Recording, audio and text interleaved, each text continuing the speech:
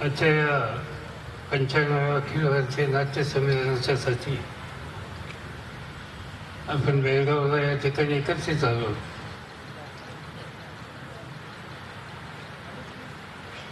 सगळ्या महाराष्ट्रापासून नव्हे तर महाराष्ट्राच्या बाहेर सुद्धा नाट्य क्षेत्रामध्ये आस्था घेणारे मान्यवर या ठिकाणी अगत्याने उपस्थित आहेत. एक दुःखाची गोष्ट की मराठी नाट्याची 40-45 वर्ष ज्यांनी सेवा केली ती आत्मारामजी आपल्यातून निघून गेले आणि म्हणून त्यांच्याबद्दलचा दुखवटा सुद्धा आपण आज या ठिकाणी व्यक्त केला. पण त्याबरोबरच एक मनाला आनंद वाटणारी अशा प्रकारची घटना कालच घडली की वि. स. खांडेकर, तात्यासाहेब शिरवाडकर, विंदा करंदीकर यांच्यानंतर ज्ञानपीठ अवॉर्ड याचा पुरस्कार 2014चा भालचंद्र नेमाडे यांना मिळाला. मराठी भाषेचा एका दृष्टीने हा गौरव आहे आणि माझी खात्री आहे की नाट्याच्या संबंधी आस्था असलेल्या प्रत्येक व्यक्तीला याचा मनापासूनचा आनंद झाल्याशिवाय राहणार नाही. आज या ठिकाणी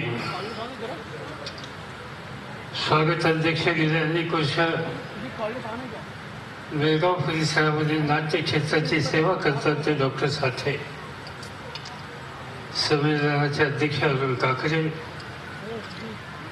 नवनिर्वाचित अध्यक्षा फैयाज शेख, यापूर्वीचे संमेलनाचे अध्यक्ष सध्याचे अध्यक्ष श्वेत मोहन जोशी, प्रमुख कार्याध्यक्ष दीपक करंदीकर, नगरीचे प्रथम नागरिक महापौर महेश नाईक, सर्व माजी अध्यक्ष, अनेक या ठिकाणी उपस्थित असलेले कलाकार आणि नाट्य रसिक बंधू भगिनी,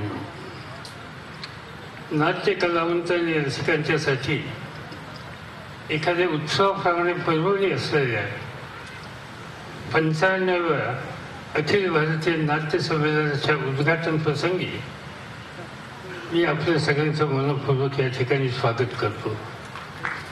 विशेषतः बेळगावच्या मराठी बंधू भगिनींच्या अंगणात हे संमेलन साजरे होत असल्याचा मला अत्यंत आनंद आहे. मराठी नाटकाला पहिला मायेचा हात गौतमीपुत्र शतकर्णी या सातवाहन राज्याच्या कालखंडात म्हणजे इसवी पहिल्या शतकापासून मिळाला असल्याचे दाखले आपल्याला इतिहासामध्ये पाहायला मिळतात. तरी देखील ही कला राजदरबारातून जनता दरबारात आली ती 1843 साली कृष्णराज भावे यांच्या सीता स्वयंवर या नाट्याच्या रूपानं. आणि विशेष सांगायचं कारण की नाटक पुण्या मुंबईत झालं नाही तर आपल्यापासून जवळ असलेल्या सांगली या ठिकाणी झालं.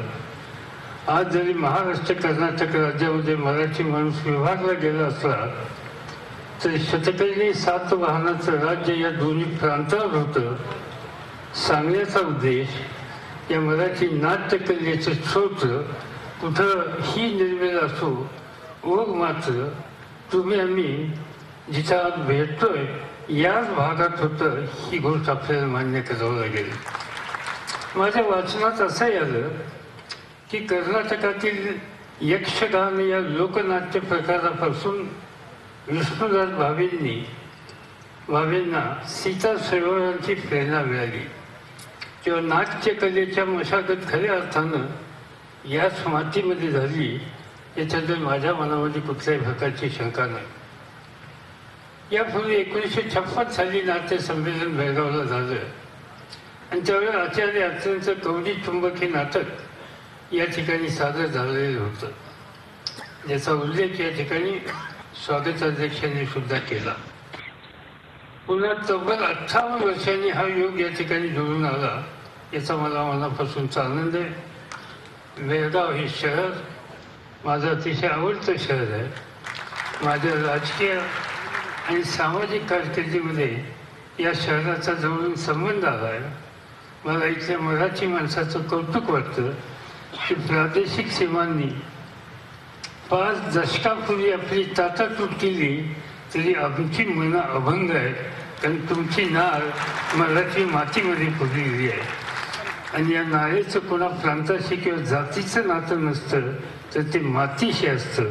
मी कधी बेळगावला येऊ, इथली जनता आम्हा सगळ्यांना एक प्रेमाचं नमुना स्वागताच्या मध्ये निश्चितपणानं दाखवतच असतात.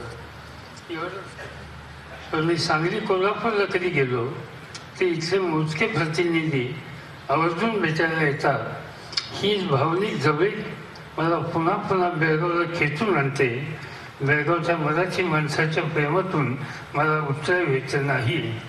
संयोजकांनी बेळगावची निवड केली आणि मला उद्घाटक म्हणून अगत्यपूर्वक निमंत्रित केलं याच्याबद्दल मी त्यांचा ऋणी आहे. मला अजून एका गोष्टीचा मनापासूनचा आनंद आहे. या बेळगावमध्ये 1924 साली अखिल भारतीय काँग्रेसचं अधिवेशन भरलं आणि त्याचे अध्यक्ष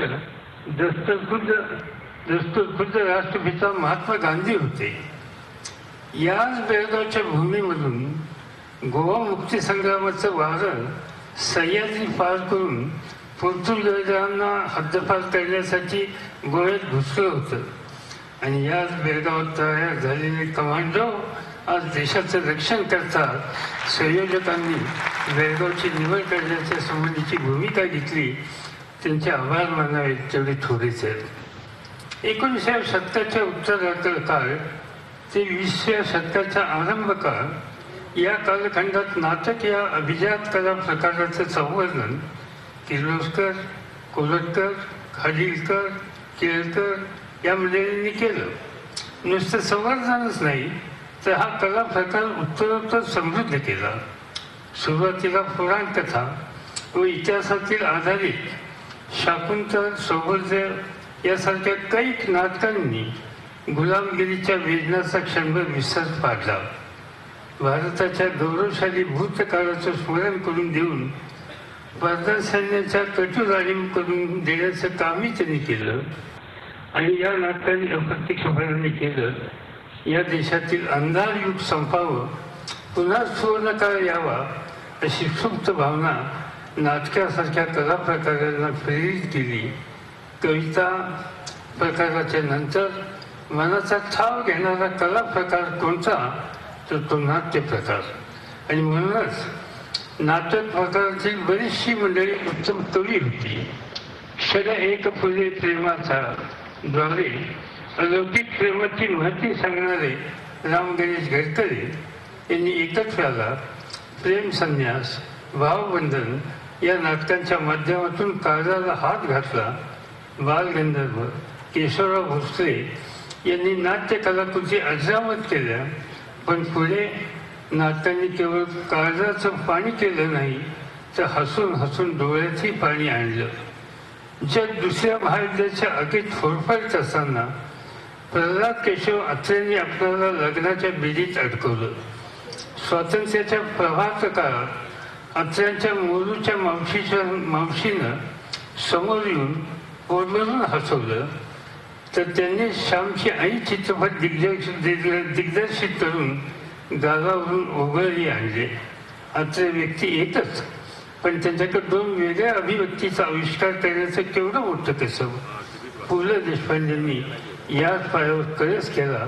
मला अभिमान वाटतो की मराठी भूमी अशा कला रत्नांची खाण आहे. स्वातंत्र्य झी 24 तास रहा एक पाऊल पुढे.